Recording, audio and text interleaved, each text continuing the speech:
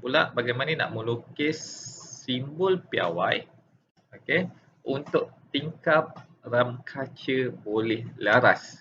Okey, tingkap ram kaca boleh laras ni biasa kamu tengok, terutama dalam kelas ada yang ada cermin tu. So tingkap, okey, tingkap ram kaca boleh laras, bilangan cermin dia wajib antara 7 ke 8 sahaja. Okey, saya ulang sekali tingkap dan kaca boleh laras, tingkap dia cermin dia, jumlah cermin dia wajib bilangan dia di antara 7 hingga 8 sahaja. Dia tak boleh kurang dan dia tak boleh lebih. Dan saiz cermin perlulah sama di antara satu sama lain. Okey, so kali ni saya nak tunjukkan dulu bagaimana nak melukis tingkap ram kaca boleh laras. Okey, tingkap ram kaca boleh laras seperti dalam kelas kamu yang biasa kamu nampak. Okey, so diberi pandangan plan. Okey, pandangan plan dia bentuk macam ni dan dia bagi pandangan hadapan kotak dia. Okey, so apa yang perlu kamu buat? Yang pertama sekali adalah unjurkan dia, dapatkan bingkai kayu dia dahulu. Okey, unjurkan dengan menggunakan set square, pastikan dia lurus dan dia selari antara satu sama lain. Okey, so ni saya unjurkan.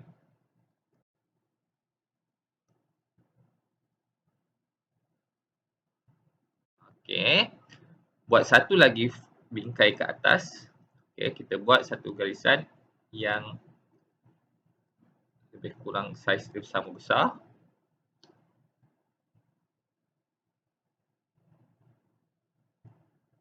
Bawah kita buat satu garisan saiz sama besar. Okey, so kita dapat satu bingkai kayu dia. Okey, bingkai kayu ni saya hitamkan dulu. Okey, saya hitamkan sebagai object line.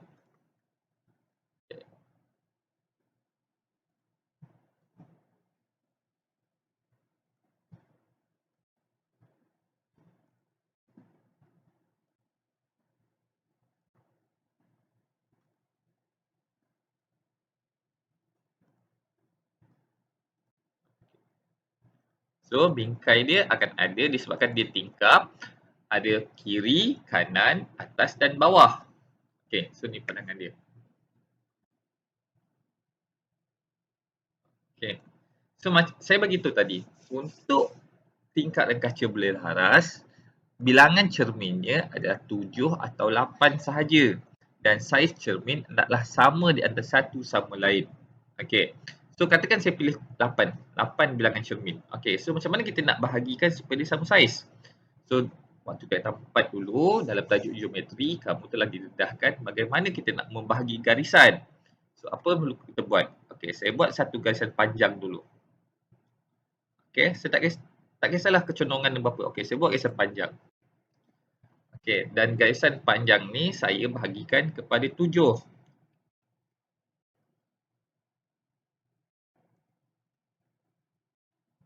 Okay. Sorry, saya bagi kepada 8 sebab kita nak bagi kepada 8 bahagian. Okey, saya bagi kepada 8. Okey, so saya dah bagi kepada 8. Saya buat satu garisan hujung ni pergi ke sini. Okey, dan saya selarikan. Okey, ni 8, ni 7, ni 6, ni 5, ni 4, 3 saya.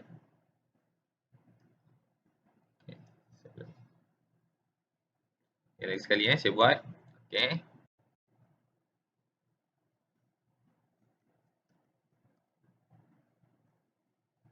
Okay, tadi 8, ni 7, 6, 5, 4, 3, 2, 1. Kosong.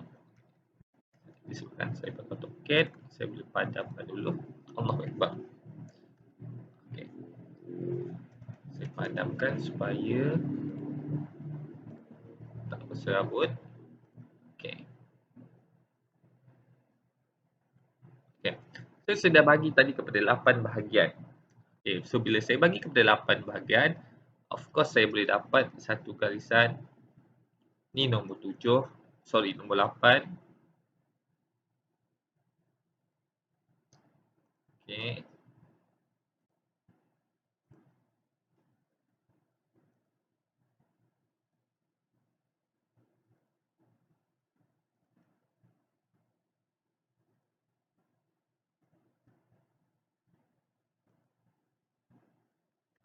So dapat 8 bahagian yang sama besar. So apa yang kita buat? Okey, kita hitamkan dia.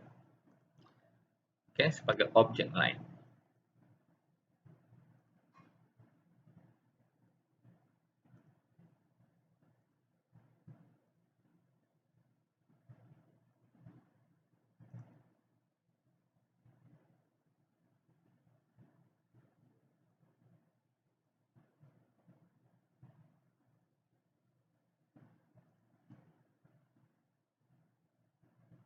Okay. So akhirnya jadilah tingkap rem kaca boleh laras dengan bilangan cermin adalah 8. So saya nak kamu perhatikan betul-betul. Cuba tengok. Macam mana garisan saya. Okey. Dalam lukisan bangunan ni kekemasan dan ketepatan tu adalah penting. Okey. Tak bolehlah okey kamu buat garisan tu macam ni. Okey, tak bolehlah. Sampai kena masuk pada bingkai kayu macam tu. Okey. Tak bolehlah macam tu. Okey, bila kita buat macam ni, garisan cermin tadi apa panggil melebihi kepada bingkai ni, garisan bingkai ni kalau kamu perasan ni, so lukisan kita akan jadi salah. Okey, so sepatutnya dia tepat, dia cantik saja. So ni sepatutnya tak ada lah. Okey, tak ada. So dia kita bahagi macam tu. Okey, sebab kita tahu yang ni adalah bingkai kayu.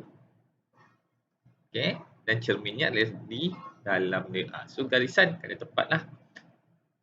Okey, kena tepat dan kemas. So itu sebabnya saya beritahu tadi, untuk lukisan pastikan mata pensel kamu sentiasa tajam. Okey. Sekarang saya nak tunjuk pula bagaimana nak melukis tingkap rem kaca tetap. Okey. Tingkap rem kaca tetap dengan tingkap rem kaca boleh laras tu berbeza walaupun bentuk dia lebih kurang sama. Okey, tingkap rem kaca tetap selalunya berada di tandas ataupun bilik air. Okey. So biasa kamu nampak selalunya kat bilik air lah tingkap rem kaca tetap. Dia sebenarnya tingkap ni fungsinya untuk pengudaraan. Okey, dan bilangan tingkap rem kaca tetap ni bilangan cerminnya adalah 3 hingga 4 saja. Dia tak boleh lebih dan tak boleh kurang. Macam tingkap rem kaca boleh laras dia lah 7 hingga 8 saja. So tingkap rem kaca tetap selalunya 3 atau 4 sahaja. Okey, so sama juga. Okey, fungsi cara nak lukis dia sama juga macam tingkap rem kaca boleh laras lah. Okey, so yang pertama sekali, okey saya tunjukkan macam mana kita nak melukis. Okey, yang pertama sekali dibagi pandangan pelan dan dibagi pandangan hadapan, kotak pandangan hadapan. Okey, so apa yang perlu kita buat adalah kita unjurkan dia.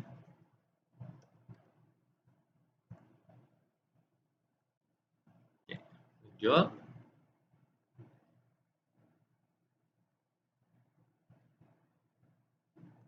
Okey, fungsi dia ni selalunya untuk pengudaraan.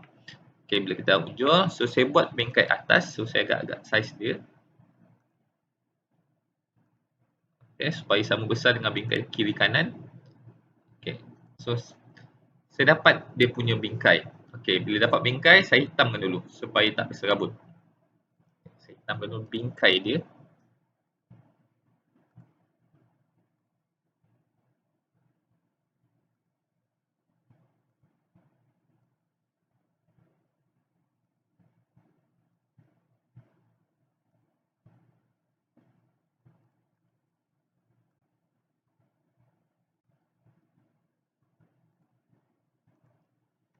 Okay, saya zoom. Okay, so dapat bingkai dia. So, untuk kita bahagikan kotak dalam tu kepada 4 bahagian. Okay, saya buat 4 bahagian. Okay, kita buat satu garisan condong. Tak kisahlah berapa kecondongan dia, berapa panjang. Dan garisan tersebut kita bagi kepada 4 bahagian. Macam pembagi garisan kamu dah belajar dulu. So, saya buat.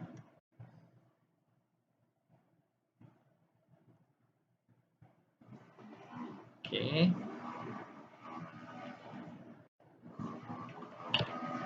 So yang hujung sini, sebabkan 4 tadi saya selarikan dia kepada garisan 3, titik 3, titik 2, titik 1.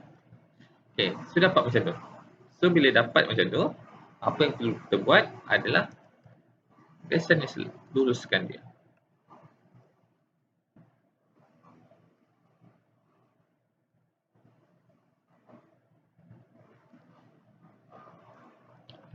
So, hitamkan bagi objek lain.